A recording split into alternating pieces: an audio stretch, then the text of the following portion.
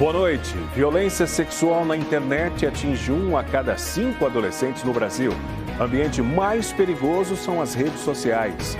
Ao vivo, a gente explica os detalhes de uma nova lei que endurece a punição para crimes sexuais contra crianças e adolescentes. Homem tem pescoço pressionado e leva chutes durante a abordagem da PM no Agreste. Polícia apura se houve excessos.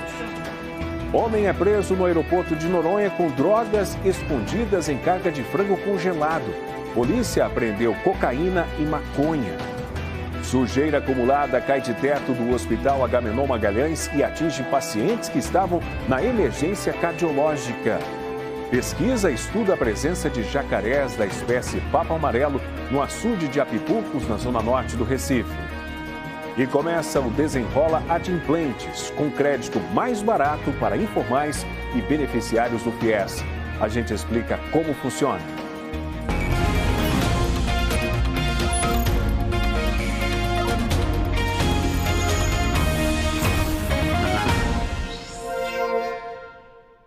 Adolescentes são alvos frequentes de violência no meio digital.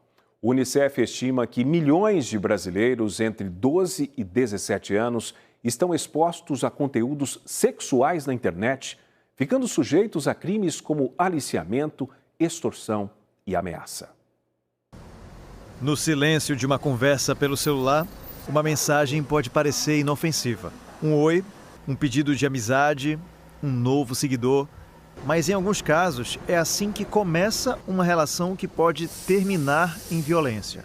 1 em cada 5 adolescentes brasileiros já foi vítima de alguma forma de violência sexual em meios digitais. Isso representa cerca de 3 milhões de pessoas entre 12 e 17 anos. Os dados são de um relatório lançado pelo Fundo das Nações Unidas para a Infância, Unicef, em parceria com organizações internacionais que combatem a exploração sexual de crianças e adolescentes. A pesquisa investigou situações em que a internet é usada para aliciar, extorquir ou expor crianças e adolescentes a conteúdos sexuais. Em 66% dos relatos, a violência aconteceu apenas no ambiente digital. As abordagens acontecem principalmente em redes sociais, aplicativos de mensagem e plataformas de jogos online. Essa família está sempre afinada quando o assunto é a segurança em meios digitais. Os 2 adolescentes, de 12 e 16 anos, têm redes sociais e usam o celular todo dia. Mas o uso é monitorado pelos pais, tem limite de tempo e algumas regras. Eles só têm Instagram realmente privado, com monitoramento de tempo e nosso, assim, com a senha para ter acesso e ver o que é que está acontecendo diariamente.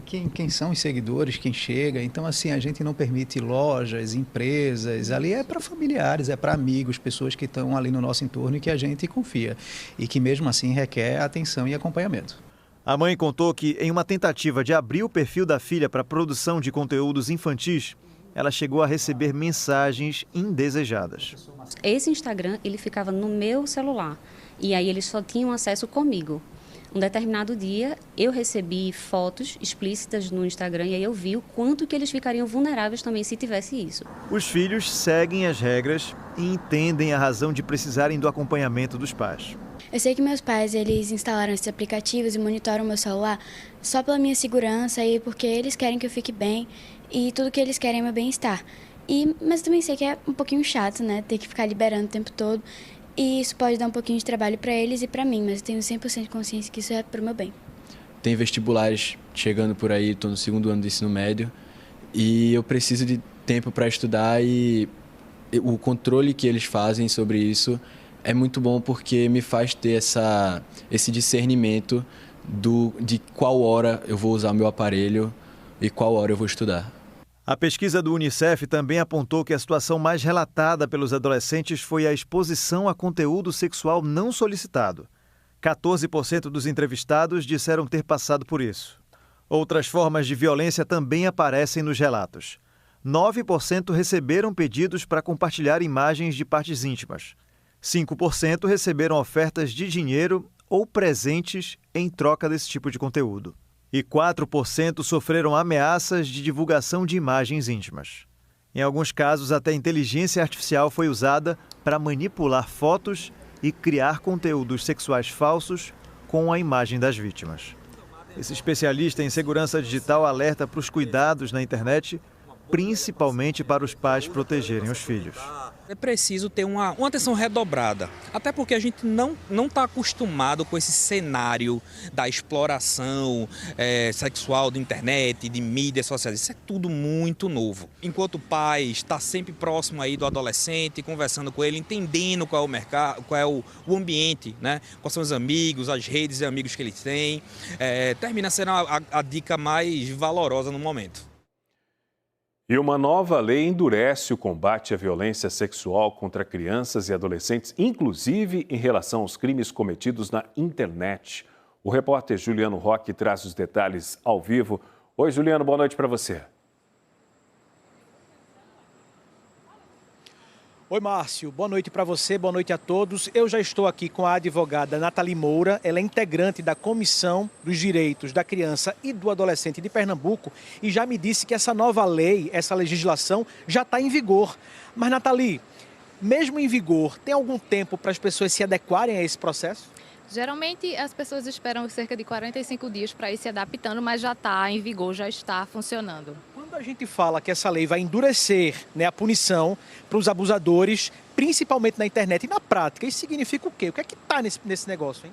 Significa que agora a gente tem uma legislação um pouco mais robusta. O que antes a gente tinha penas pequenas, agora a gente tem algumas penas um pouco mais duras, inclusive com algumas agravantes que aí também classificou alguns crimes como sendo hediondo. Todos esses crimes praticados contra criança e adolescente agora, que seja voltado à violência sexual, agora está no rol de crime hediondo. Existe um número, por exemplo, uma pessoa que foi punida e foi julgada e foi condenada, ela pode pegar quantos anos de prisão diante dessa nova lei?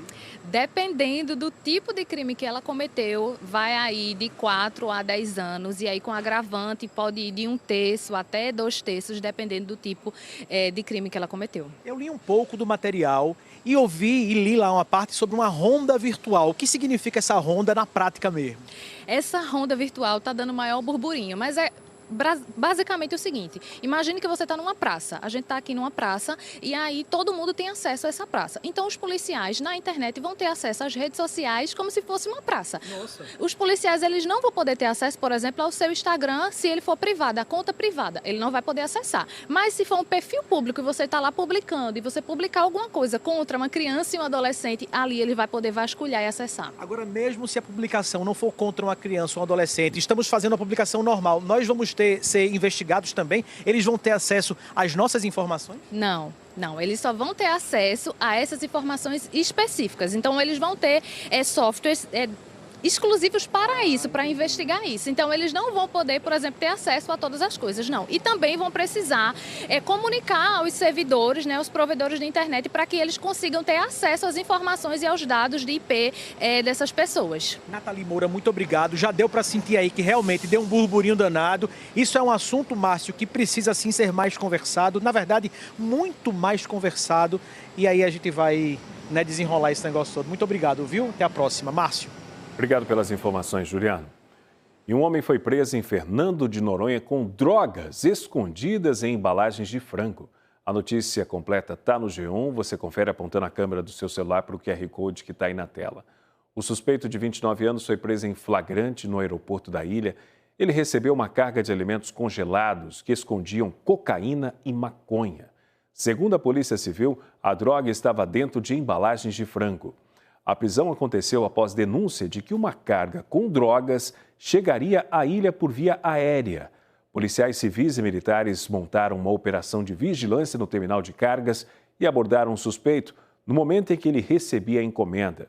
O suspeito trabalha em um restaurante de Noronha e disse que não sabia da presença das drogas. A polícia também apreendeu um celular que vai ajudar nas investigações. Na reportagem do G1, você confere o resultado da audiência de custódia do suspeito. E a Polícia Militar investiga uma abordagem que aconteceu no fim de semana em Belo Jardim, no Agreste. Imagens enviadas para a TV Globo mostram um homem imobilizado no chão, na frente de um restaurante. Um PM pressiona o pescoço dele com o braço, enquanto outros 2 policiais ficam por cima, impedindo qualquer movimento. É possível ouvir um dos policiais dizendo para continuar a pressão até o homem dormir. O vídeo também mostra a vítima levando chutes. A polícia militar informou que o caso foi no sábado e que o homem que aparece no vídeo teria resistido a uma voz de prisão, mas não explicou o motivo dele ter sido preso. A PM disse que ele foi levado para a delegacia que vai apurar se houve excessos na abordagem. Agora uma notícia que está no G1, para ver os detalhes é só você apontar a câmera do seu celular e ir direto para o QR Code que está na tela.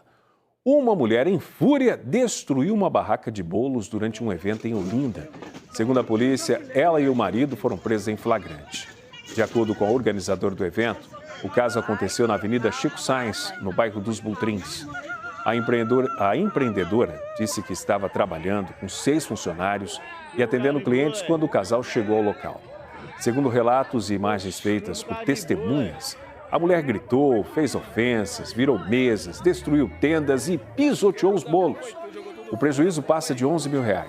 A Polícia Civil informou que o casal foi autuado por dano ou depredação, injúria, ameaça e desacato.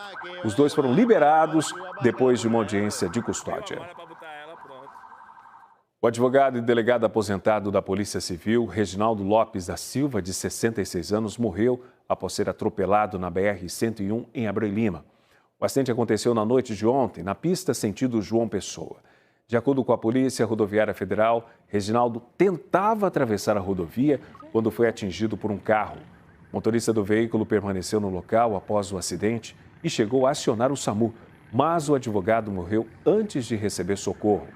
O motorista fez o teste do bafômetro, que apresentou o resultado negativo para ingestão de álcool. A Polícia Civil informou que o homem, de 44 anos, foi levado a uma delegacia para prestar esclarecimentos e foi liberado. O inquérito foi aberto, a OAB em Paulista decretou luto oficial de 3 dias, divulgou uma nota de pesar pela morte e destacou a trajetória profissional de Reginaldo. Agora uma notícia que está no nosso Instagram, o @ne2.globo. Resíduos que estavam no telhado do Hospital Agamenon Magalhães, no Recife, caíram hoje pela manhã em cima de pacientes. Imagens que circulam nas redes sociais mostram a emergência cardiológica, área atingida aí pela sujeira. No vídeo dá para ver funcionários limpando o local e pacientes relatando que foram atingidos. A direção do hospital informou que o incidente aconteceu durante a retirada de telhas em uma área onde não havia pacientes, que a área já foi higienizada e os pacientes não tiveram problemas. E logo depois do intervalo, a governadora faz boletim de ocorrência para fazer denúncias de conteúdo eleitoral. E as investigações sobre a aparição de 5 animais marinhos mortos em praias do Grande Recife no fim de semana. O NE2 volta em instantes. Velocidade.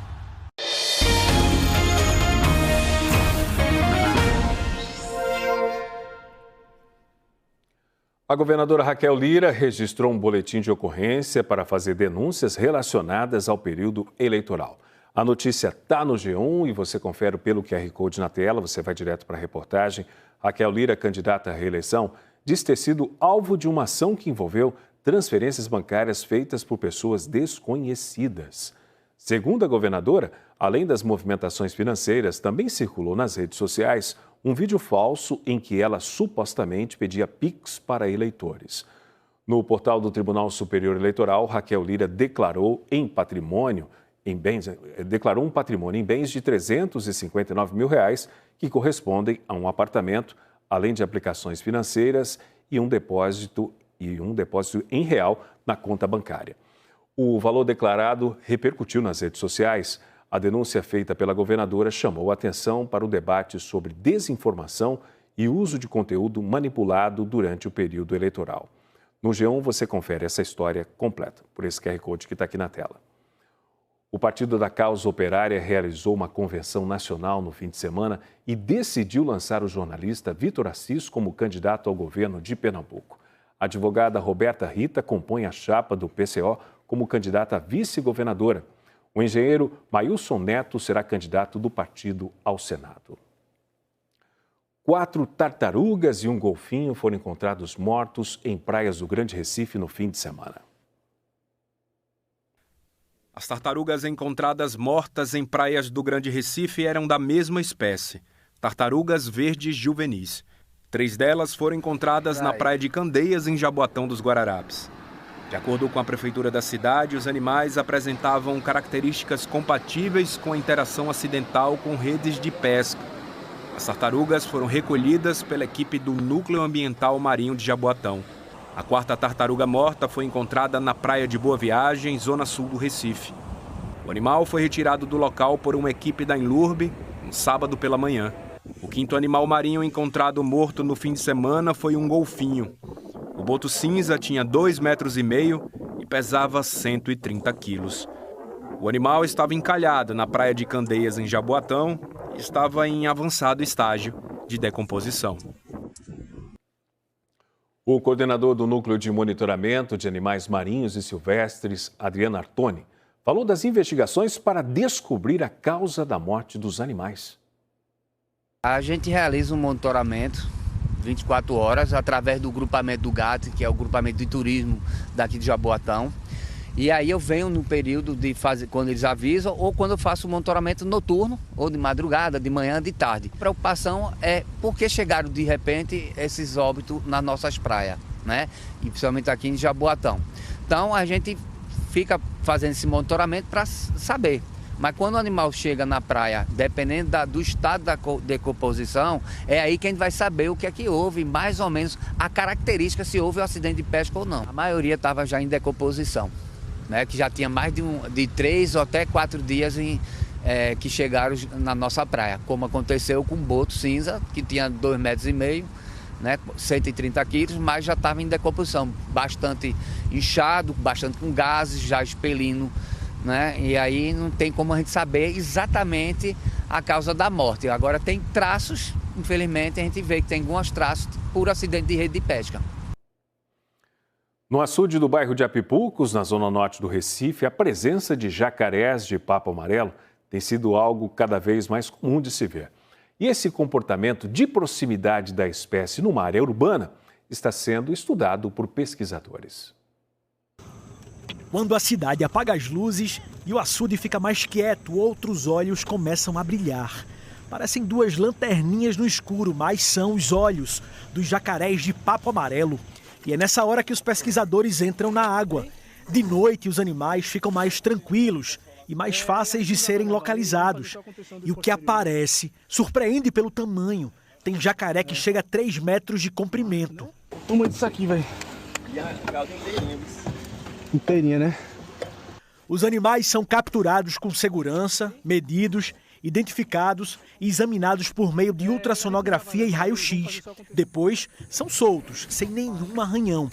Tudo para entender melhor a espécie e ajudar na conservação dela. Desde fevereiro, os pesquisadores da UFRPE e da UFPE estão em campo.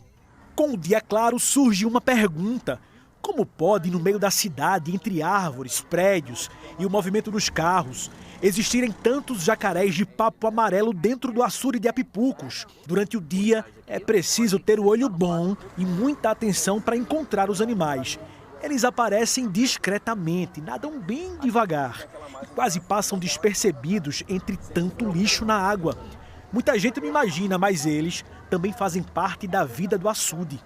Já fizemos 2 levantamentos preliminares, né? Então a gente identificou mais de 100 jacarés nessa região aqui de Apipucos. A gente viu que apesar de tanta poluição aqui, esses animais ainda conseguem sobreviver, né, nessa região e de forma relativamente pacífica com os moradores, porque a gente encontra diversas situações, né? Então a gente tem pescadores aqui na região, a gente tem crianças mergulhando no rio. A pesquisa vai muito além do que contar jacarés. Cada informação coletada ajuda professores e alunos a avaliar a saúde dos animais, o estado do ambiente e a planejar ações para garantir que a convivência entre a fauna e a cidade seja segura.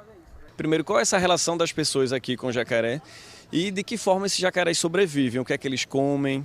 E a partir desse momento a gente entender como que é o funcionamento desse ecossistema, tanto dos seres humanos como os jacarés aqui na região, para a gente conseguir implementar algumas ações aqui na região. Dona Neuza é uma moradora antiga do bairro de Apipucos e ela sente que só quando vê o açude é assim tão sujo. É uma das articuladoras da comunidade que reforçam, entre os vizinhos, a importância do respeito e da educação ambiental. A gente aprendemos a respeitá-lo, né? Ele tem o espaço dele e nós temos nosso espaço. Então a gente não tem que alimentar, né, os animais, a gente deixa ele se alimentar porque é a natureza, né? Cada um no seu canto, né?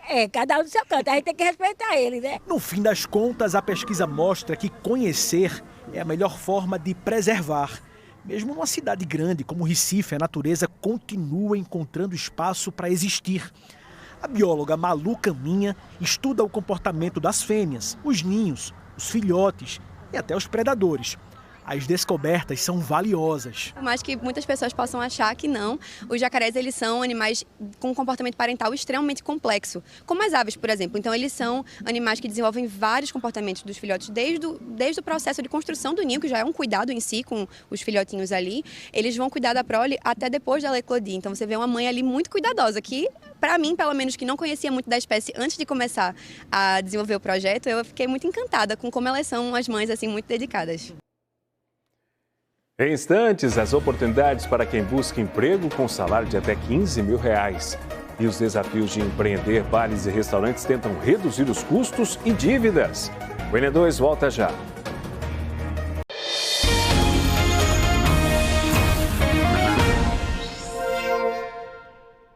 Começou a funcionar hoje o Desenrola Adimplentes, programa que oferece crédito com juros mais baixos para trabalhadores informais que mantém as contas em dia e para beneficiários do FIES.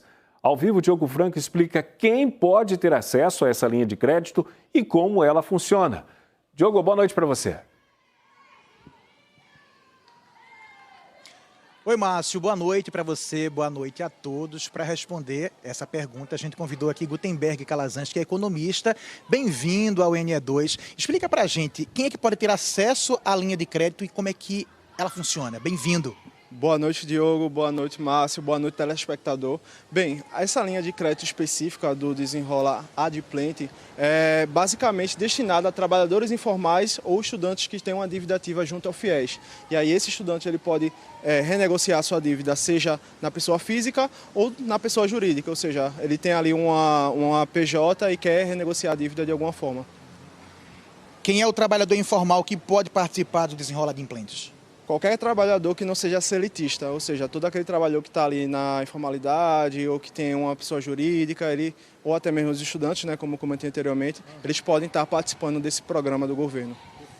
Na prática, como é que funciona a troca de uma dívida mais cara por um crédito com juros menores? Certo, vamos lá. É importante falar que esses trabalhadores mais informais, eles não têm uma garantia para contrair algum tipo de empréstimo, financiamento, seja lá o que for. Então acaba que essa dívida se torna mais cara. Crédito pessoal, que é basicamente a matéria que está sendo tratada nessa medida específica, ela gira aí em torno de uma taxa de juros mensal de 7%. Essa troca vai acontecer com a taxa de 1,99%, que é justamente a taxa ali que o governo colocou como teto para essa medida. E para ele trocar de fato a sua dívida, é importante que ele fale com as instituições Caixa ou Banco do Brasil, que são bancos públicos que nesse primeiro momento estão operando esse tipo de modalidade de renegociação de dívida. Perfeito. E quem tem FIES em dia, que tipo de crédito pode conseguir e para qual finalidade? Então, ele consegue esse crédito, né, para outras finalidades que não a adimplência, né, a sua dívida que ele contraiu ao longo do tempo. Ele pode conseguir esse crédito também para empreender, porque o principal intuito do governo é justamente estimular a economia, estimular a facilitação de crédito para essas pessoas que não têm uma garantia ali, como salário, seletista e tudo mais. Então é muito importante que eles se atenham também a essa questão, que eles podem estar contraindo também para enfim, suas atividades como pessoa jurídica. Tá já, então. Gutenberg, muito obrigado pela sua entrevista. O portal de notícias da Globo tem uma reportagem completa sobre o Desenrola Adimplentes. Basta fazer a leitura do QR Code que aparece agora na tela. Márcio, volto contigo. Lá no G1, por esse QR Code, você vai direto para a reportagem em outros detalhes. E olha, a gente também traz oportunidades para quem está em busca de emprego. Concursos e seleções aqui no estado têm 842 vagas e salários de até R$15 mil. Arthur Ferraz, do G1, explica os detalhes. Oi, Arthur. Oi, Márcio, boa noite para você e para todo mundo ligado no NE2. São muitas oportunidades em várias cidades daqui do estado e para você conferir todos os detalhes, basta apontar a câmera do celular para o QR Code na tela. A Universidade Federal de Pernambuco está com 2 seleções. Uma delas, para professor, tem 41 vagas com salários de até R$ 13.700. As inscrições vão até o próximo domingo. O outro concurso é para a contratação de técnicos administrativos. São 114 vagas para cargos de níveis médio e superior, com salários de até R$ 5.200. O período de inscrições começa na quarta-feira e segue até 8 de setembro. Outro destaque é o concurso da Prefeitura de Exu, no Sertão, com 305 vagas e salários de até R$ 15.100 para médicos. Você confere os editais desses e de outros concursos no G1, que você pode acessar baixando o nosso aplicativo, que é de graça. Volto contigo, Márcio. Obrigado, Arthur. Em Pernambuco, donos de bares e restaurantes buscam saídas para manter as contas em dia. Tem gente morando no mesmo imóvel do negócio para reduzir gastos. E uma pesquisa mostra como o setor tem enfrentado esse desafio. Todo dia a rotina de seu Admilson é a mesma. Sai dessa área onde mora para começar as atividades no restaurante dele. Os 2 espaços ficam no mesmo imóvel, que ele alugou e reformou há cerca de 10 meses, no bairro do Vasco da Gama. Foi um dos momentos mais desafiadores, conciliar no mesmo endereço tanto o restaurante quanto a casa, onde seu Admilson mora com a mulher e com os 2 filhos. Uma forma de diminuir os gastos para tentar manter o empreendimento da família. Ele conta que quando morava em um local e o estabelecimento funcionava em outro, as despesas vinham em dobro.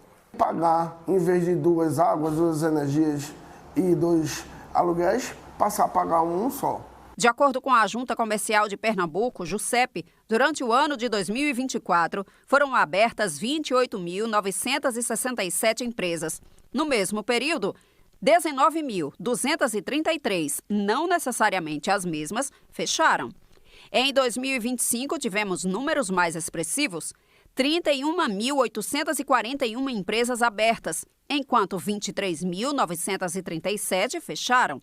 Em relação aos MEIs, microempreendedores individuais, foram 65.238 aberturas registradas em 2024 e 47.615 encerramentos. No ano passado, 86.366 novos MEIs e 51.173 encerrando as atividades. O dono deste bar e restaurante, que fica no bairro do Barro, enfrenta desafios constantes. Fábio abriu o espaço há 6 anos. O imóvel é próprio. As maiores despesas são com os insumos. Eu tenho que diminuir meu lucro para manter o negócio. Fazer cotação em algumas empresas e bater perna, né?